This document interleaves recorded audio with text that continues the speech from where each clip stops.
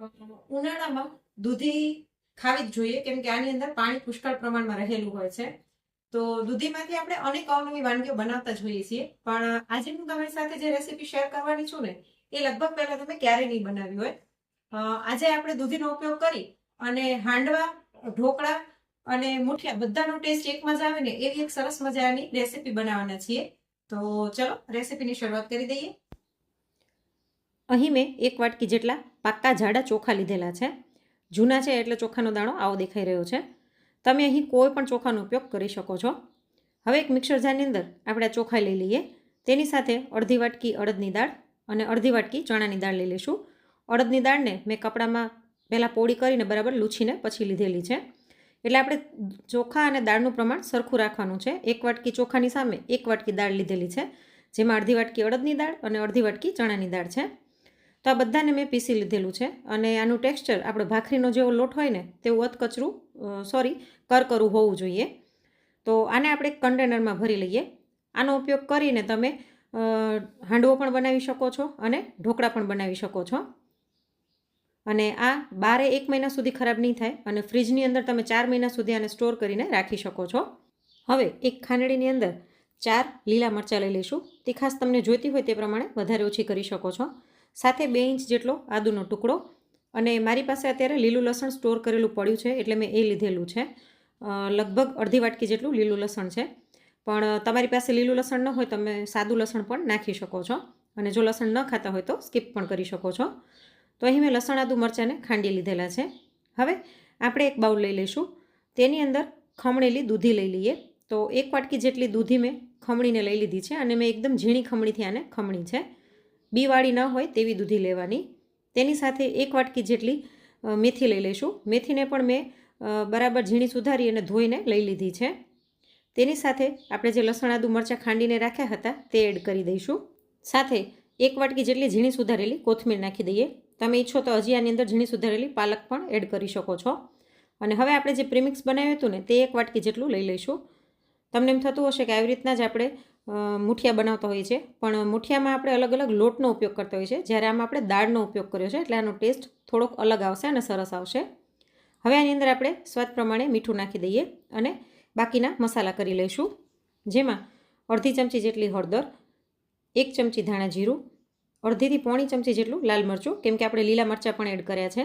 સાથે 1 ચમચી જેટલી દળેલી ખાંડ, 1 ચમચી સફેદ તલ, અડધીથી પોણી ચમચી જેટલું આખું જીરું અને પોણી ચમચી જેટલી વરિયાળી લઈ લઈશું. વરિયાળીનો ટેસ્ટ આમાં ખૂબ જ સરસ આવે છે. સાથે 1 ચમચી જેટલો ચાટ મસાલો એડ કરી દઈશું અને 5 ચમચી જેટલો ખાવાનો સોડા અથવા તો જેને બેકિંગ સોડા કહે છે તે લઈ લઈશું અને તેની ઉપર અડધું લીંબુનો રસ છે તે નીચોવી દઈએ, જેથી સોડા સરસ એક્ટિવ થઈ જશે. આમાં ખટાશ અને ગળ પણ તમારી ચોઈસ પ્રમાણે વધારે ઓછી કરી શકો છો. સાથે 1 ચમચી જેટલું તેલ નાખી દઈશું અને આ બધાને ચોળીને બરાબર મિક્સ કરી લઈએ.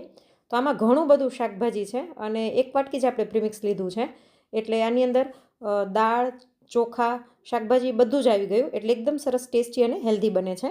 તો જો આ સરસ આવી રીતના બાઇન્ડિંગ આવી ગયું છે, પણ આનું આપણે ટેક્સચર થોડુંક ઢીલું જોઈએ એટલે હજી મેં આની અંદર અડધી વાટકી જેટલું પાણી એડ કર્યું છે અને આને મિક્સ કરી લઈશું. આપણે જે મુઠિયાનું ટેક્સચર હોય ને એના કરતાં થોડુંક ઢીલું જોઈએ.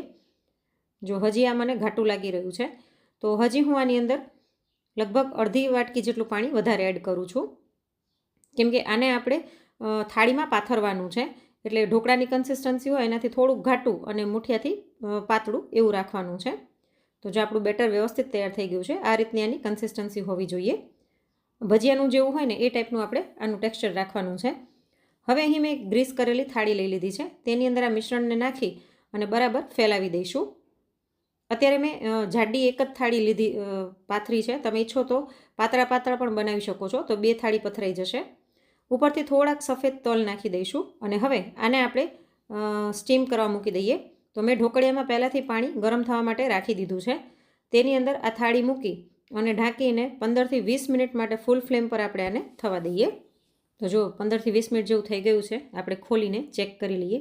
એકદમ સરસ આની સુગંધ આવી રહી છે અને આમાં આપણે ચેક કરી લઈશું. જો એવું લાગે કે હજી ચોંટે છે તો આપણે આને હજી 5 મિનિટ માટે સ્ટીમ કરીશું, પણ આ થઈ ગયા છે.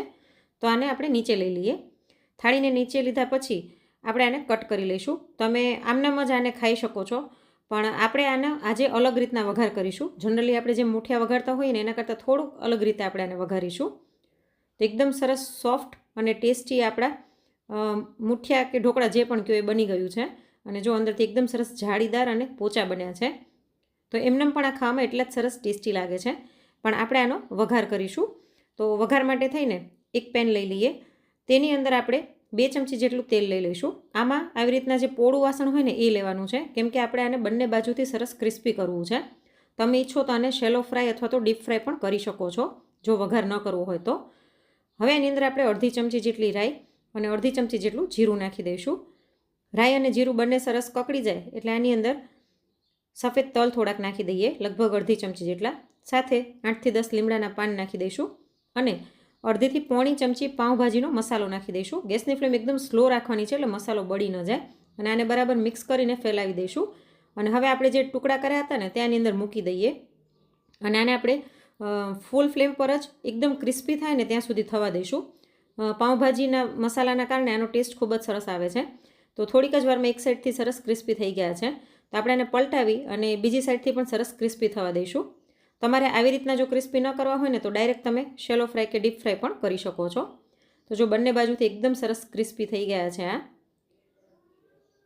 તો આવી જ રીતના બાકીના જે છે એને પણ હું એકદમ સરસ ક્રિસ્પી કરી લઈશ. અને હવે ગરમા ગરમ આને આપણે સર્વ કરી દઈએ. તો અહીં મેં ટોમેટો કેચઅપ સાથે સર્વ કર્યા છે. તમે ચટણી કે દહીં સાથે પણ સર્વ કરી શકો છો. સાથે મેં ચા પણ આપી છે. તો તમે પણ એક વખત આ રેસીપી જરૂરથી ટ્રાય કરજો. અને આજની આ રેસીપી તમને કેવી લાગી અને તમે કયા શહેરમાંથી મારા વિડીયો જોઈ રહ્યા છો તે કોમેન્ટ કરીને જરૂરથી જણાવજો. અને જો વિડીયો ગમ્યો હોય તો લાઇક કરીને વધુમાં વધુ શેર પણ કરજો. અને આવા જ અવનવા વિડીયોઝ જોવા માટે ચેનલને સબસ્ક્રાઈબ કરવાનું ના ભૂલશો. જલ્દી જ મળીશું એક નવા વિડીયો સાથે. Thanks for watching.